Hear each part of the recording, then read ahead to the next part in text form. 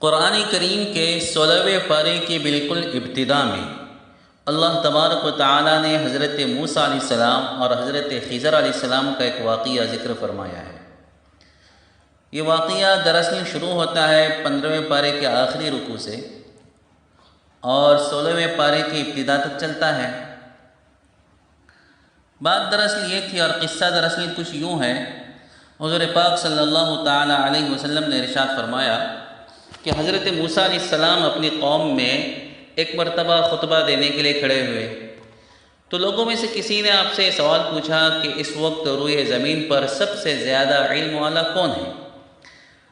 حضرت موسی علیہ السلام کے علم میں چونکہ ان سے یعنی خود سے زیادہ کوئی علم والا تھا نہیں، اور بات تھی بھی صحیح کہ شریعت کے علم میں اللہ کا نبی، وقت کا جو نبی ہوتا ہے وہی سب سے زیادہ ماہر ہوتا ہے۔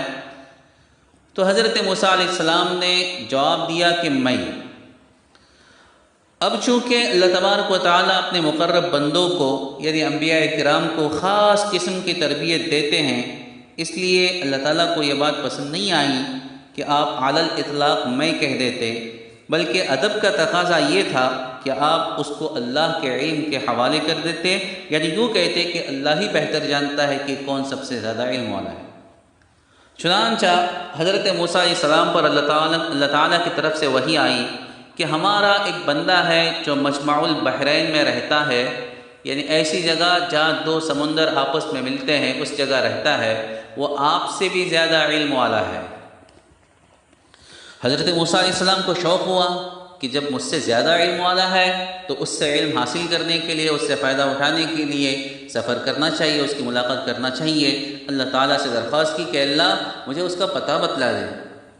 اللہ تعالیٰ کی طرف سے ارشاد ہوا کہ ٹھیک ہے، سفر کرو، اپنی زنبیل میں اپنے توشے دان میں ایک بھنی ہوئی مچھلی رکھ لو، ایک مردہ مچھلی۔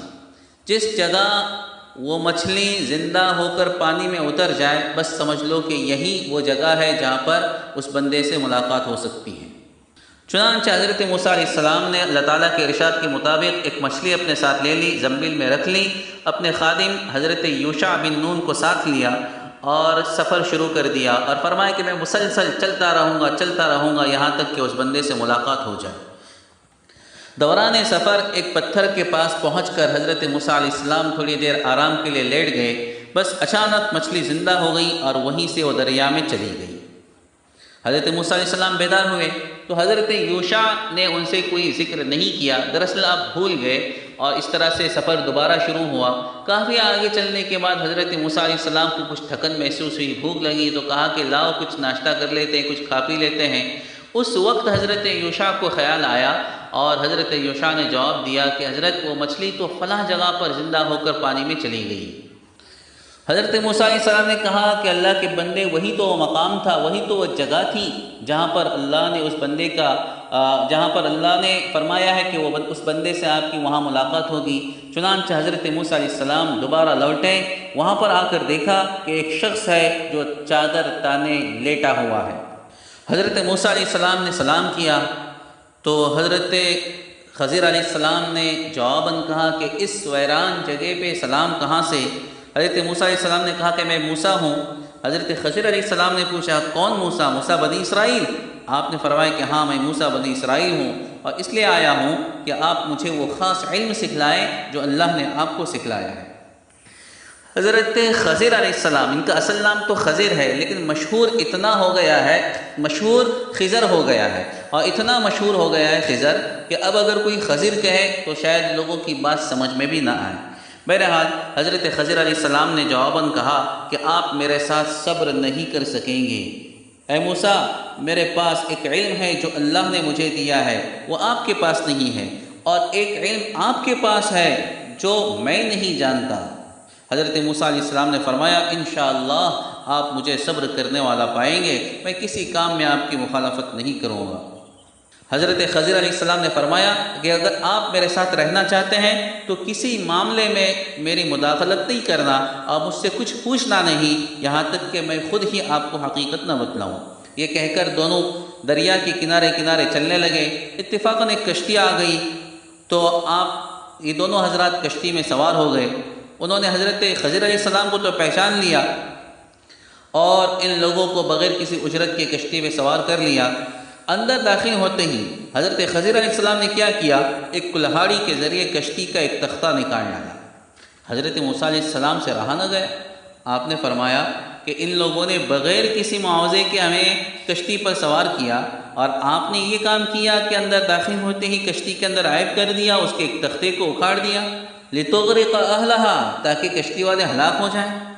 حضرت خضر علیہ السلام نے فرمایا، دیکھا میں نہیں کہتا تھا کہ آپ میرے ساتھ صبر نہیں کر سکیں گے۔ حضرت موسیٰ نے فرمایا کہ ٹھیک ہے، اس مرتبہ سہو ہو گیا، بھول ہو گئی، کوئی بات نہیں، اب دوبارہ اعتراض نہیں کروں گا۔ چنانچہ دونوں حضرات پھر آگے چلے۔ کشتی سے اتر کر جب ساحل پر چلنے لگے تو حضرت خضر علیہ السلام نے ایک لڑکے کو دیکھا کہ دوسرے لڑکوں کے ساتھ کھیل رہا ہے۔ آپ نے اسے بلایا اور اپنے ہاتھ سے اس کا سر اس کے بدن سے تن سے جدا کر دیا، یعنی اس کو قتل کر دیا۔ یہ معاملہ بڑا سخت تھا۔ حضرت موسیٰ علیہ السلام فوراً بول اٹھے، حتیٰ اذا لقی غلاما فقتلہ قال قتلت نفسا زکیۃ بغیر نفس، آپ نے بلا وجہ ایک جوان بچے کو قتل کر دیا۔ لقد جئت شیئا نکرا، آپ نے تو بڑی ہی نامعقول چیز کی ہے۔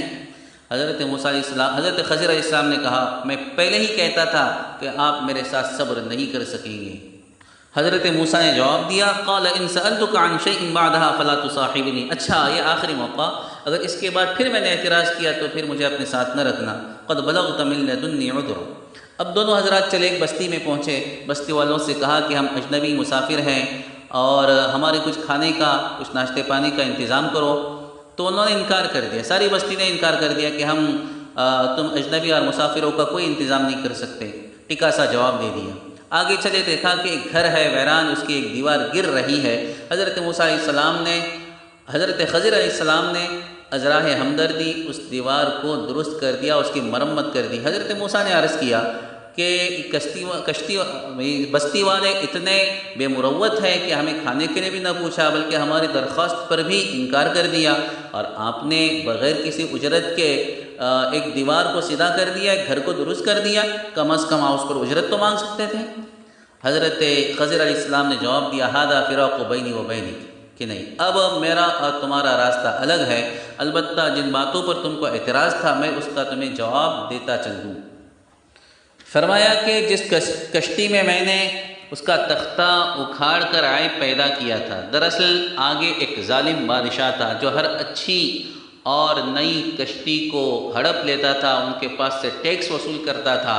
تو میں نے چاہا کہ اس کشتی والوں کے ساتھ ہمدردی کر دوں، لہٰذا اس میں عیب پیدا کر دیا تاکہ وہ اس ظالم بادشاہ کے ٹیکس سے محفوظ رہیں۔